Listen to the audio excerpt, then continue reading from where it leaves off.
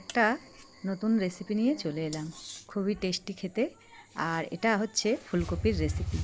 ফুলকপি আমি একটা গোটা ফুলকপি সিদ্ধ করে নিয়েছি, নিয়ে এটাকে আদা ঘষাতে গ্রেট করে নিয়েছি। এটা কিন্তু পেস্ট করে নিই।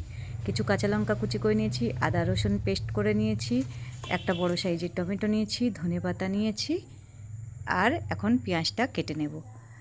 কড়ার মধ্যে একটু বেশ পরিমাণে তেল দিয়ে দিলাম, সর্ষের তেল দিয়েছি। দিয়ে পেঁয়াজটাকে কিছুক্ষণ নেড়ে চেড়ে ভেজে নেব। একটু ভালো করে ভেজে নিতে হবে। দেখো আমি ভাজতে থাকছি। এখন অনেকটা ভাজা ভাব এসে গেছে। এখন এর মধ্যে আদা রসুনের পেস্টটা দিয়ে দিলাম, দিয়ে আবারও একটু ভেজে নিলাম। দিয়ে দিলাম কাঁচা লঙ্কা কুচি আর টমেটো কুচিটা, দিয়ে আবারও কিছুক্ষণ কষে নেব।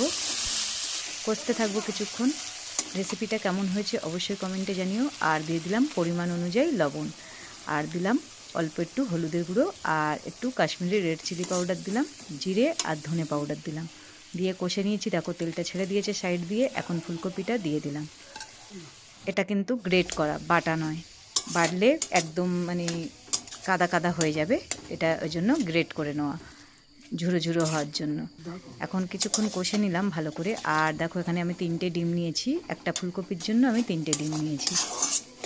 এটা কষছি এদিকে, আর এদিকে ডিমটাকেও ফেনিয়ে নিচ্ছি ভালোভাবে। একটু লবণ দিয়ে ফেনিয়ে নিলাম। আর কষাটা হয়ে গেছে ফুলকপিটা। এখন অল্প অল্প করে ডিমটা দেবো আর কষতে থাকবো। একসাথে পুরো ডিমটা দিচ্ছি না, একটু একটু করে দিচ্ছি আর নাড়তে থাকছি। কেমন হয়েছে অবশ্যই কমেন্টে জানিও। আর একবার অবশ্য বাড়িতে ট্রাই করতে পারো, খুবই সুন্দর হয়েছিল। দেখো কষতে কষতে ঝুড়ো হয়ে গেছে একদম। ফুলকপি আর ডিমের এই ঝুড়ো খুবই সুন্দর খেতে। আর ধনেপাতা দিয়ে দিলাম। এবারে নামিয়ে নেব।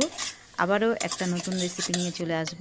আমার রেসিপিগুলো যদি ভালো লাগে অবশ্যই চ্যানেলটিকে সাবস্ক্রাইব করে পাশে থেকো। এখনকার মতন টাটা।